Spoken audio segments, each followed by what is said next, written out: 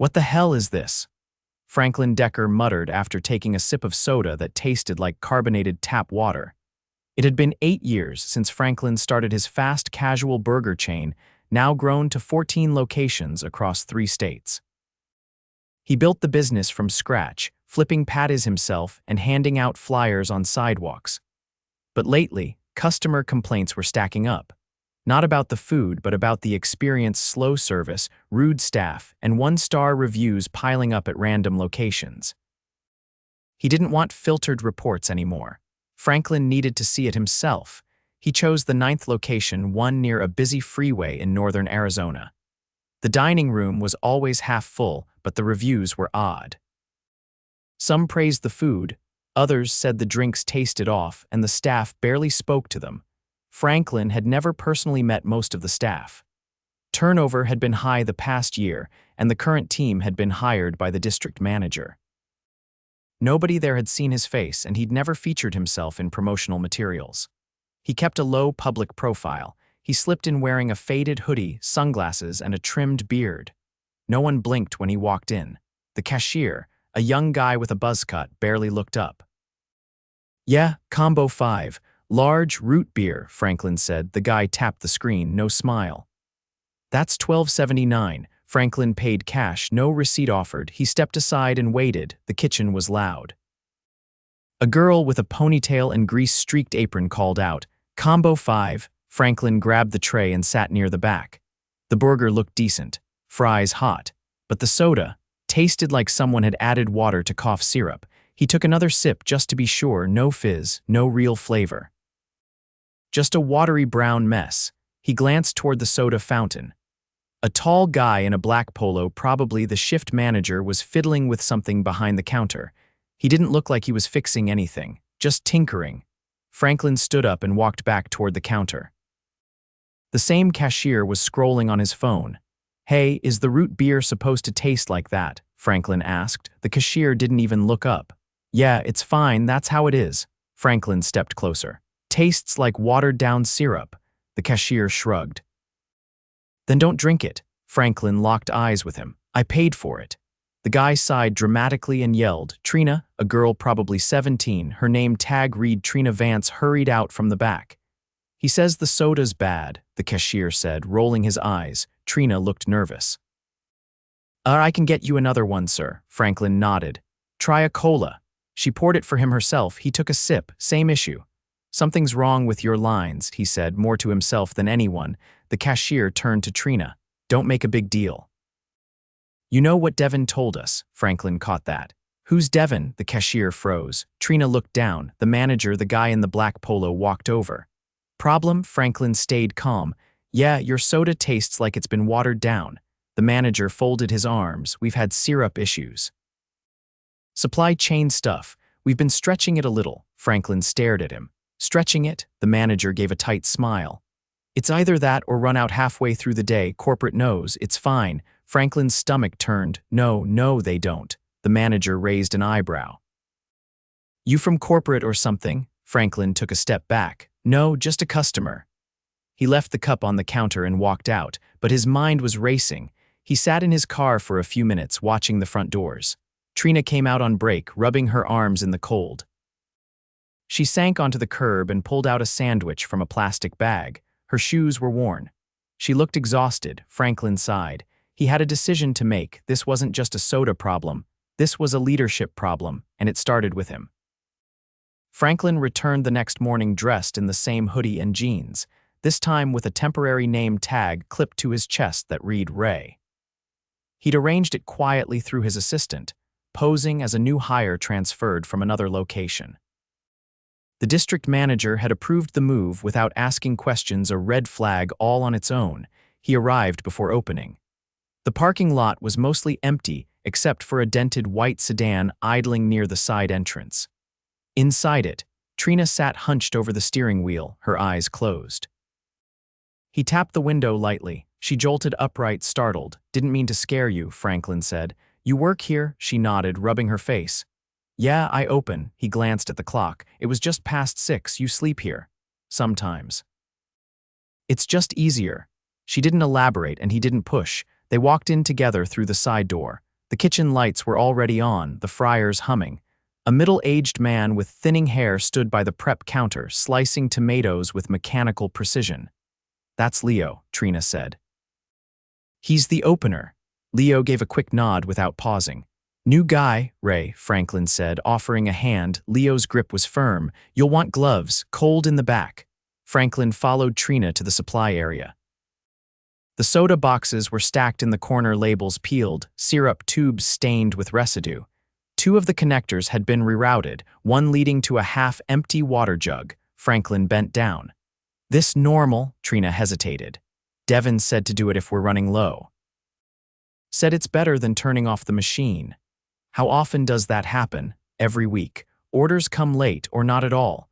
She didn't sound angry, just tired. By 7, the rest of the crew drifted in. The cashier from yesterday, name tag now visible. Byron walked in with earbuds on, nodding to no one. He dropped his backpack behind the counter and pulled out his phone. The manager, Devin, arrived 10 minutes later, wearing the same black polo. He didn't acknowledge Franklin. "Where's my register report?" Devin asked, tossing his keys on the prep table. Trina handed it over. Devin barely glanced at it. "We're short again." "I counted it twice," she said. "You counted wrong." Franklin started wiping down the soda station. Devin turned to him. "Hey. You're supposed to be on fry prep. I was told to clean first. Not your call. Go slice potatoes." Franklin walked to the back without arguing. Leo handed him a peeler and nodded toward the bin. "You don't question Devin," Leo muttered. "He doesn't like it." Franklin peeled in silence. His hands moved automatically, but his mind kept drifting to Devin's tone. There was no trust, no leadership, just control. By lunch, the store was busy. A family of 4 waited at the counter while Byron tapped away at his phone between orders. "Can we get 2 kids' meals, 1 burger combo, and a chicken sandwich?" the father asked. Byron didn't look up. "No kids' toys, we're out." The mother looked confused. "Okay, that's fine." Franklin watched from the side as Byron handed them lukewarm fries and a tray with 1 missing drink. "Excuse me," the father said. "We were supposed to get 3 drinks." Byron rolled his eyes. "Then pour one. The machine's right there." Franklin stepped in. "I'll take care of it." He grabbed a clean cup and handed it over. The father gave a quiet thank you. Byron turned and walked off without a word. Franklin caught up to Trina between sweeping runs. "Is he always like that?" She hesitated. "Depends who's watching." A few minutes later, a woman with a blue apron and a tote bag walked in. She looked around, scanning the faces behind the counter. "Is Bianca working today?" she asked. Devin emerged from the kitchen. "She quit." The woman's smile faded. "She was supposed to follow up on my catering order for Friday. Then I guess she's not." Franklin stepped forward. "Do you have the order number?" She nodded, surprised. "Yes. I have it in the email." He wrote it down and promised to follow up. Devin watched him with narrowed eyes. "Didn't know we hired customer service reps." Franklin turned toward him. "Didn't know we ignored catering clients." Devin's jaw tightened, but he said nothing. Later that afternoon, Franklin helped unload a supply truck. The delivery driver, a man named Oscar, looked frustrated. "Third time this month I've had to bring back product that was supposed to go to Flagstaff," he said. "Your inventory's been off for weeks. Who's placing the orders?" "Same guy who signs for them." "That one." Oscar nodded toward Devin. Franklin helped carry in the crates. Inside, Devin was chewing Trina out for dropping a sauce cup. "You're not paid to stumble around. Get it together." She apologized quietly, kneeling to clean it up. Franklin watched.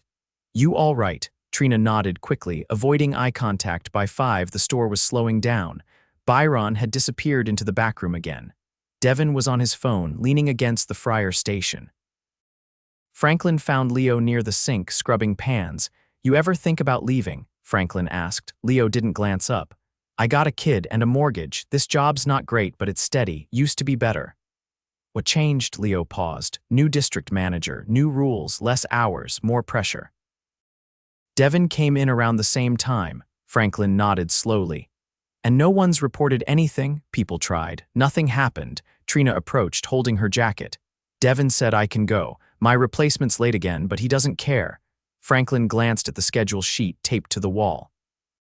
There were only 4 names listed for the evening, 2 of them already clocked out.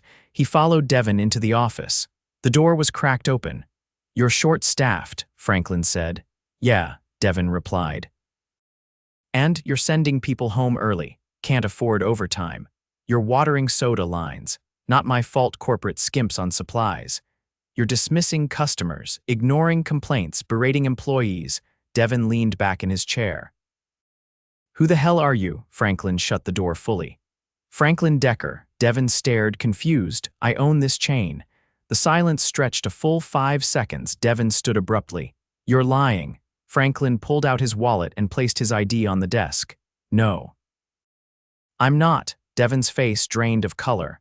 I didn't know, clearly. Because if you did, you wouldn't have treated people the way you do." Franklin stepped closer. "You're done here, effective immediately." Devon opened his mouth to protest. "I've seen enough. You're not leading. You're exploiting. You've created a culture of fear and disrespect, and that ends now." Devon didn't speak again. Franklin walked out and gathered the remaining crew near the prep area. "I'm Franklin Decker," he said, loud enough for everyone to hear. "I started this company. And I've been watching what's happening here." Trina froze near the sink. Leo slowly lowered a tray of buns. "Devon is gone," Franklin announced. "Effective today, I'll be staying on site for the next several shifts. We're doing things differently." Everyone just stared, unsure if it was a test. Franklin turned to Trina. "Your lead until we find someone permanent." Leo looked up, eyebrows raised. "She's steady. She shows up. And she gives a damn," Franklin said. Trina swallowed hard. I don't know how to run a shift." "You'll learn. And you won't be alone." Franklin looked around the kitchen. The damage went deeper than one bad manager, but he'd seen enough to know where to start. The next morning, Franklin arrived half an hour before opening. The sky was still dark, and a thin layer of frost glazed the sidewalk. Inside, the air was quiet except for the low hum of the refrigeration units. Trina was already prepping the topping station, her sleeves rolled up, and her focus absolute. She didn't look up when he entered. He grabbed a pair of gloves and joined her at the counter. "You sleep at home last night?" Franklin asked, reaching for the onions. She wiped her hands on a towel before answering. "Yeah, got a ride from Leo's cousin. He offered when he found out I was staying in the lot." Franklin nodded once and didn't press further. "You okay stepping into the lead role again today?" "I guess I have to be." Trina opened a new box of lettuce. "I'm not sure what I'm supposed to say to everyone, though."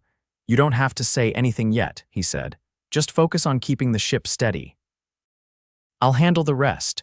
Byron walked in 15 minutes later, dragging his feet and wearing the same hoodie from 2 days ago. He spotted Franklin near the sink and froze. His eyes flicked toward Trina, then back to Franklin. "You're really him?" he asked without any attempt to lower his voice. "That a problem?" Franklin didn't stop slicing tomatoes. Byron scratched the back of his head. "Nah, I just thought you were messing with us yesterday. You thought wrong." Byron dropped his bag near the register and leaned against the drink station, arms crossed. "He didn't clock in, didn't start setting up. You planning to work today?" Franklin asked. Byron shrugged. "I usually wait until the rush starts." "That's not how it works. You're scheduled to start at 6:30. Byron rolled his eyes. "Well, Devon always said as long as I got my drawer right, he didn't care." Franklin turned toward him, wiping his hands on a towel. "Devon's gone. Clock in now or go home." Byron hesitated, then walked over to the tablet. He tapped a few buttons and stuffed his phone in his pocket. Franklin pulled him aside, lowering his voice. "You've got one chance to reset. I'm not interested in excuses. I'm looking for effort. Show me that or don't come back." Byron didn't respond. He returned to the front and began counting his till. The first customer came in just after 7. A man in a red windbreaker ordered a bacon melt and coffee. Trina handled the register calmly, handing him a receipt with a quiet "thank you." Franklin noticed her hands trembling slightly as she turned to prep the order. Leo arrived an hour later, nodding to Franklin as he tied his apron. He didn't say much, but he moved with practiced rhythm, checking the fryers and adjusting the timers without direction. Franklin met him at the back sink. "Appreciate you covering again today," Franklin said. Leo gave a short nod. "I saw the schedule. We're still short tonight. I know. I'm working on it." "You hiring? That's the plan. You know anyone reliable?" Leo leaned on the counter briefly, thinking. My niece just moved back. She used to run line at a diner in Gallup. She's not working right now. Have her come in. I'll talk to her myself. By mid-morning, the pace picked up. A school bus had stopped nearby and a group of students began trickling in. Orders came fast and uneven. Trina handled the register, Byron filled drinks, and Franklin jumped on grill. It wasn't smooth, but it held. Then a woman approached the counter mid-30s, polished blazer, clipboard in hand. She flashed a brief smile. Hi, I'm Keisha from the regional office. I'm doing surprise spot checks on compliance and food safety. Franklin stepped forward. Good timing. She looked puzzled. I'm sorry, I'm Franklin. I own this place. Her eyes widened slightly. Oh, I didn't realize. You'll be seeing more of me. Go ahead with your inspection. Keisha nodded and moved behind the counter, checking thermometers and sanitizer levels. She paused at the syrup rack in the back and raised an eyebrow. This line's been rerouted, she said, pointing. That's not standard. It was, Franklin replied. Not anymore. That'll be corrected by end of day. She jotted something down. I'll need a photo of the corrected setup. You'll have it. She moved on to the cooler, inspecting labels and expiration dates. As she worked, Byron wandered over and leaned against the side wall, arms crossed. Keisha gave him a quick glance. You on break, he shrugged. Not really. You should be working or clocked out. Franklin stepped in before she said more. He was just about to get back to the register. Byron pushed off the wall reluctantly and returned to the counter. Trina gave him a look he didn't return. Keisha finished her inspection 20 minutes later. Mostly solid, some issues to watch, but I've seen worse. I'm not aiming for not the worst, Franklin said. She gave a short laugh. That's fair. After she left, Franklin gathered the crew in the prep area. Everyone looked tense, unsure of what was coming. I want to be clear about something, he began. This place got off track and that's on me. I let it happen by being too far removed. That ends now. He looked at each of them. I'm not asking for perfection, but I am demanding respect for the customers, for the product, and for each other. Anyone who can't give that isn't going to last here. No one spoke. Franklin turned to Trina. Start writing down what's missing: equipment, supplies, anything that makes it harder to do the job right. I'll approve the list myself. She nodded slowly. He walked back to the office and pulled up the location's payroll records. The staffing pattern was worse than he'd realized. Several shifts in the past week had run with 2 people when they needed 5. He called the district manager. Why haven't you been flagging these gaps? Franklin asked flatly. The man on the other end hesitated. We've had trouble filling slots. Hiring's been tough. Then you should have escalated it. Instead, you let Devin cut hours and overload the people who stayed. I didn't know about the soda. I'm not talking about the soda. I'm talking about leadership. You're on thin ice. Fix it. He hung up and returned to the floor. At 3, a girl walked in wearing a flannel jacket and carrying a canvas tote. She approached the counter and spoke to Leo, who then waved over Franklin. This is my niece, Malia. She offered a calm handshake. Leo said you might be hiring. Franklin gave her a quick rundown and had her shadow Trina for 20 minutes. She moved quickly and handled a difficult customer without losing composure. You're in, Franklin said. Come back tomorrow at open. Leo gave her a quiet thumbs up. She smiled faintly. By evening, the team was exhausted, but the energy had shifted. Orders were still coming in, but the line moved and customers weren't leaving frustrated. Franklin stayed on the grill, letting Trina manage the floor. She didn't hesitate when a supply ran low or when Byron needed to be redirected. At 7, Franklin called Byron to the back. You had a chance today, he said plainly. You leaned on the wall during a rush and waited for someone else to push you. Byron looked down. I didn't know what you wanted from me. I wanted effort, not attitude. You've had your warning. Byron gave a small nod and walked out to retrieve his things. Trina caught Franklin near the sink. You're really cutting him. I gave him a clear line. He crossed it. I just didn't think you'd actually do it. That's the difference now. She looked at the clock. We're short again tomorrow. I'll be here. So will Malia. She exhaled slowly, then nodded. Okay. They locked up together an hour later. As Franklin turned the key, he glanced at her. You ever think about managing this store full-time? She blinked. Me? You're already doing half the job. You've got instincts. You care. That's rare. I don't have experience. You're getting it. I'll get you trained, properly, paid accordingly. She didn't answer right away. Then, I'd like that. Franklin nodded once and walked to his car.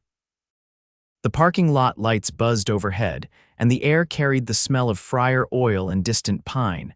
It wasn't fixed. Not yet. But it was starting to move forward. Franklin arrived just after 6 the next morning, holding 2 takeaway coffees. Trina was already there, unlocking the fry station, her jacket still zipped up. She glanced at him, surprised to see the drink in his hand. For you, he said, holding one out. She hesitated. Thanks, didn't expect that. You've earned more than coffee, he said. But it's a start. She took a cautious sip. You staying the whole day again, until close. We're still undercrewed and I want to see how the changes hold. She nodded and moved to the register to start the morning prep. By 7, Leo and Malia were in and working.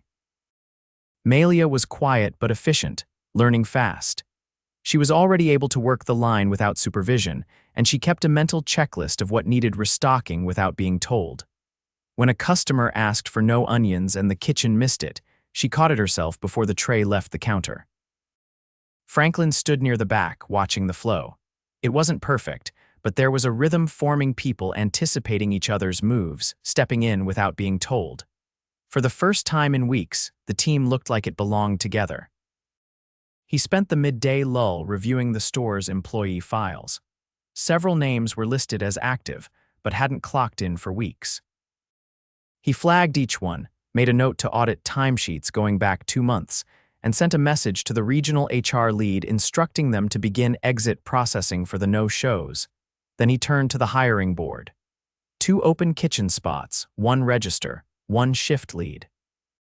He made a decision and picked up the phone. Send me a recruiter, he told his assistant. Someone who knows the area. We need fresh candidates in here by tomorrow. Around 1, a woman in her 50s came in wearing a faded blouse and holding a small notepad. She walked straight to the counter and asked for the manager. Trina stepped forward. I can help. What's going on? I'm with the local shelter. One of our residents applied here last week, said she was told she might get a call but never did. Trina looked puzzled. Do you know her name? Erica Dawson. Franklin stepped in. We haven't received any application from Erica, not recently. The woman opened her notepad. She submitted it online. The system said it was successful. He nodded slowly. Give me a moment. He went into the office and pulled up the online application portal. Erica's name was there, but the file hadn't been reviewed. In fact, it had been marked Do Not Consider by Devon with no reason listed. He returned. We'll contact her today. Thank you for following up. The woman smiled. She's a good one, just needs a shot. After she left, Franklin printed Erica's resume.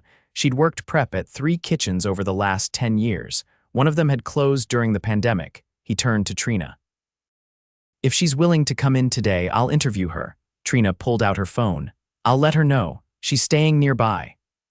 At 2:30, Erica walked through the doors. Her coat was oversized and her shoes were worn, but her posture was straight. Franklin brought her to a booth in the corner and asked about her experience. She answered clearly, didn't overstate anything, and had references from 2 former managers who'd already responded to calls. You'd start part-time, he said.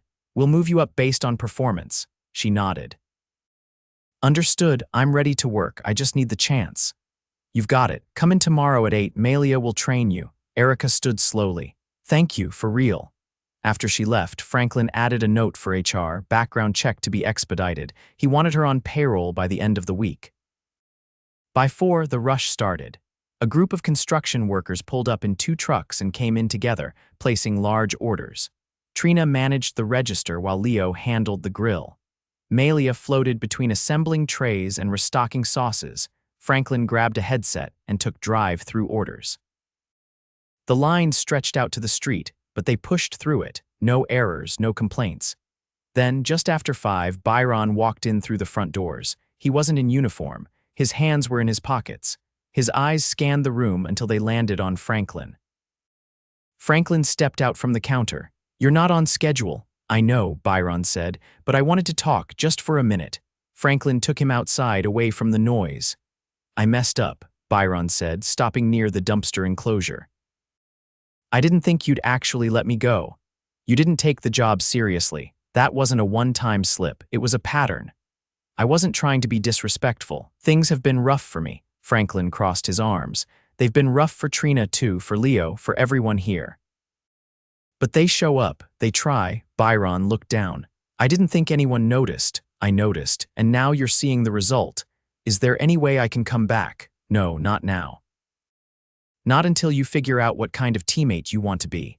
Byron nodded once, then turned and walked off without another word. Franklin re-entered the store. The crew was still moving, still working. Trina handed a child a milkshake with a quiet smile.